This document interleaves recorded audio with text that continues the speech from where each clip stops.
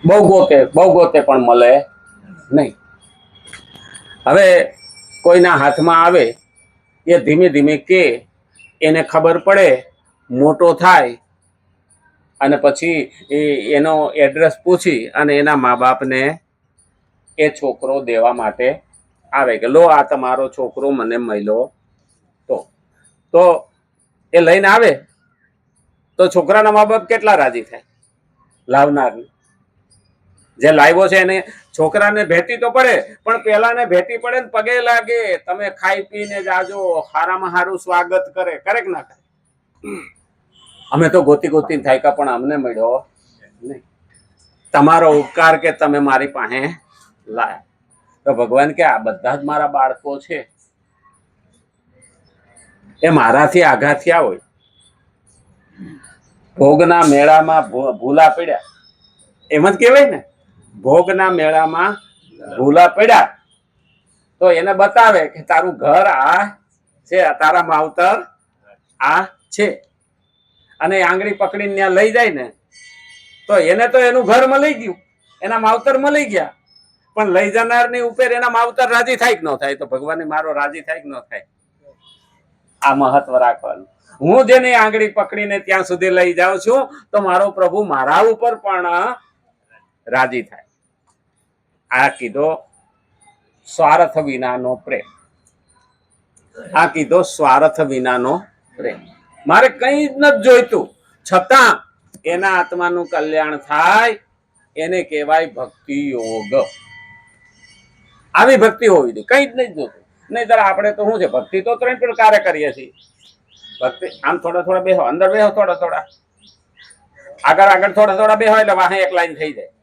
હા, વાહે લાઈન થઈ જાય.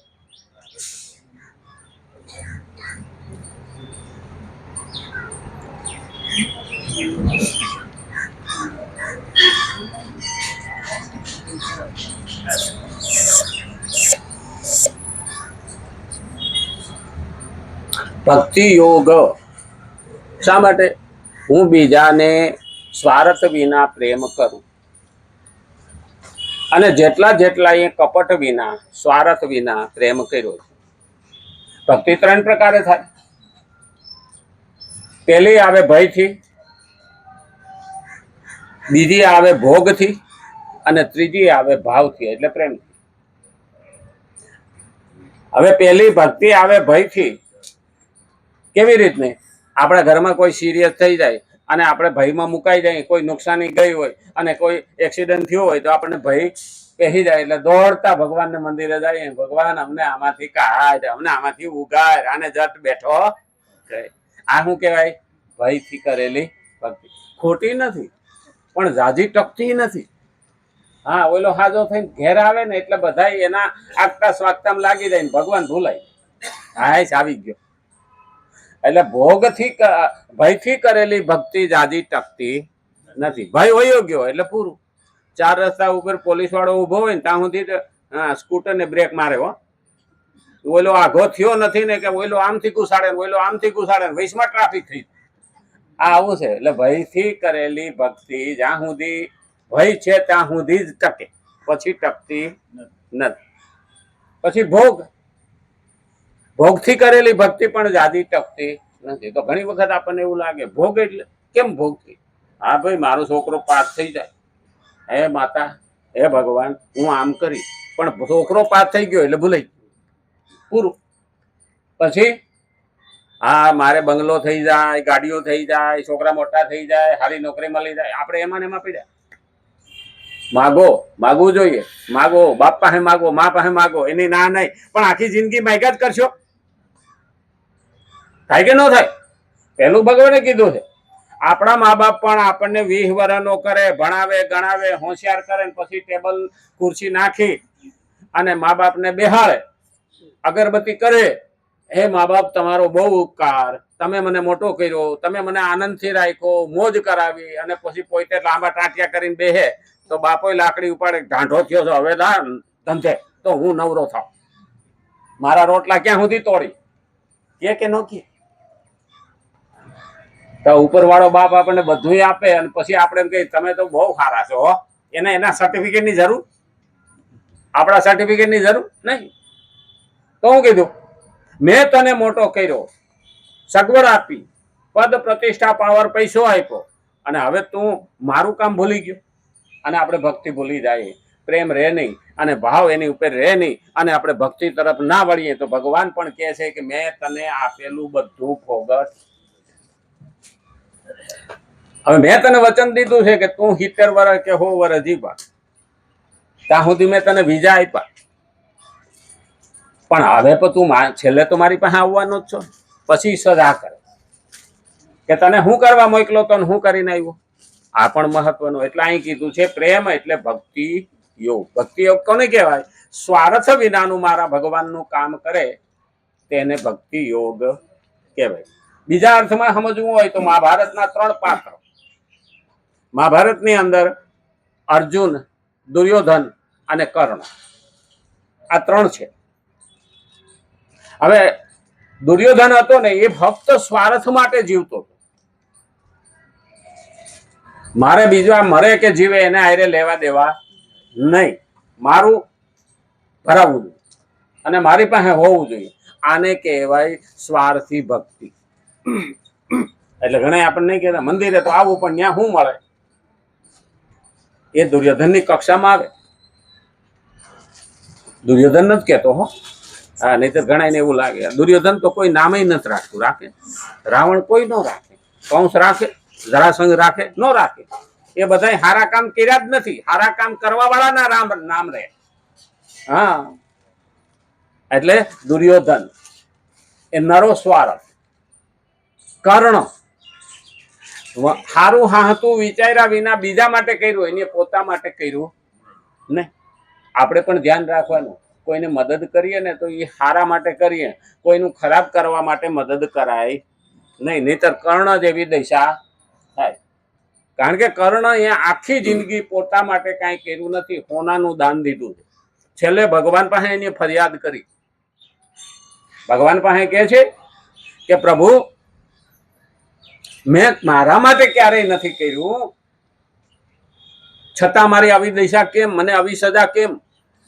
ત્યારે ભગવાને એને બહુ સરસ જવાબ આપ્યો, ત્યાં ખરાબ નથી કર્યું, મને ખબર છે, પણ ત્યાં બીજા માટે કર્યું ને એ ખરાબ હતો.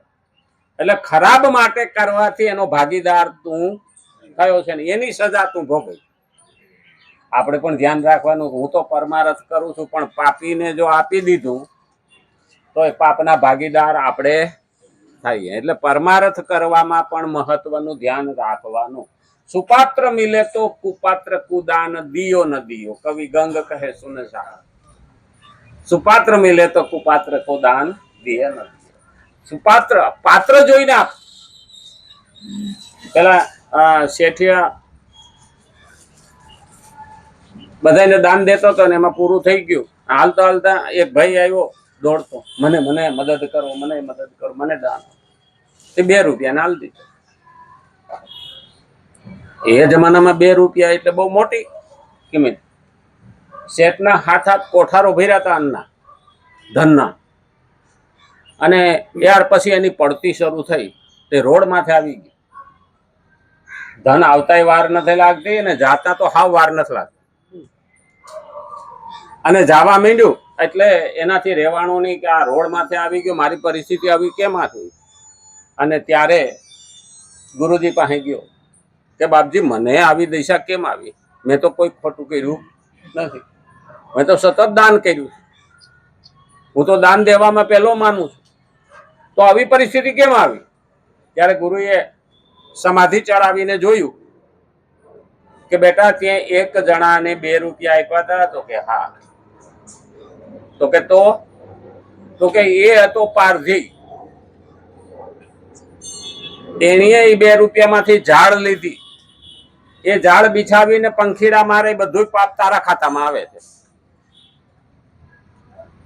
તો શું કરું? તો કે એ જંગલમાં જ્યાં છે એ ઝાડ પાથરે છે, એ ઝાડને લઈને હળગાવી દે ઝાડને, તો તારા જીવનનું કલ્યાણ થશે, અને તો જ હતું એવું તારું થશે, નહીતર આ તારા ખાતામાં બધું પાપ આવશે.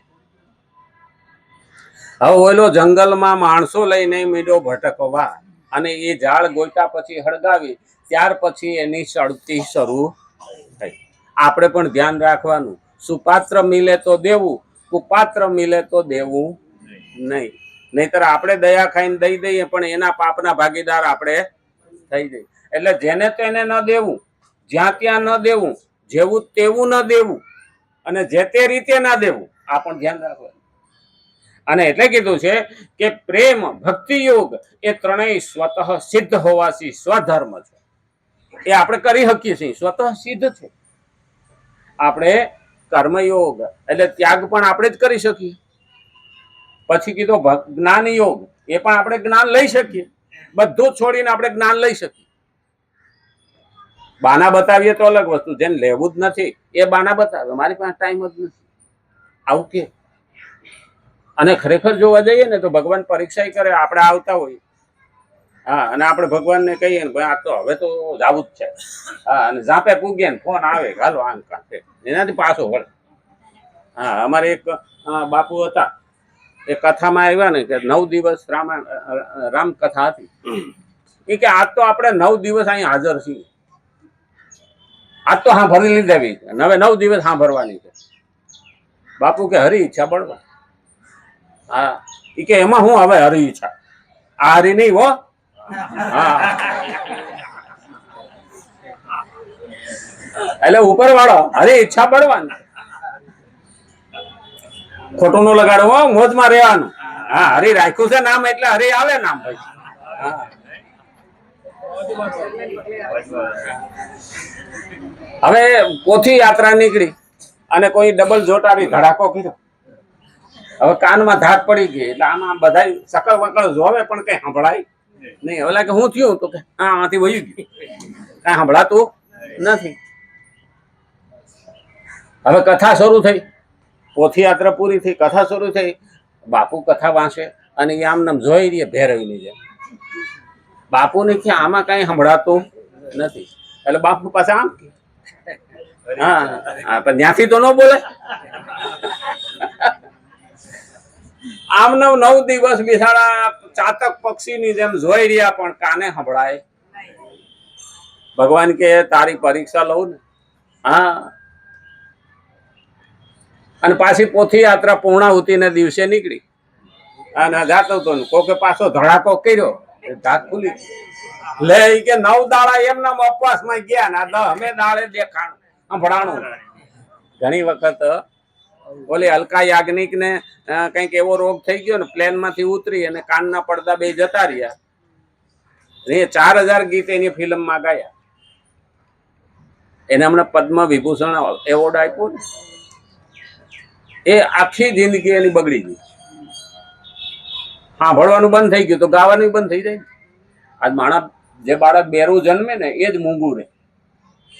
મૂંગો માણસ બેરો નથી હોતો, પણ મૂંગો જે બેરો છે એ મૂંગો હોય, કારણ કે એને કઈ સાંભળ્યું જ નથી તો એના મગજમાં પ્રોસેસ થતી જ નથી. જે સાંભળે એની પ્રોસેસ થાય. એટલે જિંદગીમાં ક્યારે કઈ સજા મળે એની ખબર પડતી નથી. એટલે આનો અહંકાર હોય નહીં. તો આપણી પાસે સ્વતઃ સિદ્ધ છે, આપણે કરી શકીએ છીએ. શું શું? કારણ કે આ કર્મયોગ આપણે કરી શકીએ, જ્ઞાન યોગ આપણે કરી શકીએ, ભક્તિ યોગ આપણે કરી શકીએ. ઘણા એવું લાગે કે અમે તો ખાલી ભક્તિ કરી. ભક્તિ થાય કેમ જ્ઞાન વિના? ભક્તિનું જ્ઞાન જ નથી આપણને તો ભક્તિ કરવી કેમ? અહીંયા પહેલું કીધું છે કે તારે કર્મ કરવા માટે જ્ઞાન લેવું પડશે અને ભક્તિ કરવા માટે જ્ઞાન લેવું પડશે. હવે છોકરી ભણતી હોય ને એની માં આવે નિશાળેથી અને કે શાક કરી નાખ જા ભેંડાનું. હવે છોકરી કોઈ જ્ઞાન હોય જ નહીં, ભેંડોનું શાક કેમ થાય, નહીં તો શીકણો લોંધો કરે. થાય કે ન થાય? એનું જ્ઞાન તો જોઈએ ને કે ભીંડાનું શાક કેમ થાય. તો જો સામાન્ય કામ કરવા માટે, કર્મ કરવા માટે પણ જો જ્ઞાનની જરૂર પડતી હોય તો મારે ભક્તિ કરવા માટે જ્ઞાનની જરૂર પડે. અને સત્કર્મની કરવા માટે થઈને જ્ઞાનની જરૂર પડે. એટલે જ્ઞાન અને કર્મ આ ભેગા થાય ત્યારે ભક્તિ શરૂ. તો અહીં કીધું છે અભ્યાસ એ ત્રણેય સ્વતઃ સિદ્ધ હોવાથી સ્વધર્મ છે. સ્વધર્મમાં અભ્યાસની આવશ્યકતા નથી. આ ભણવા જવું પડે નહીં, એ તો અંદરથી આવે.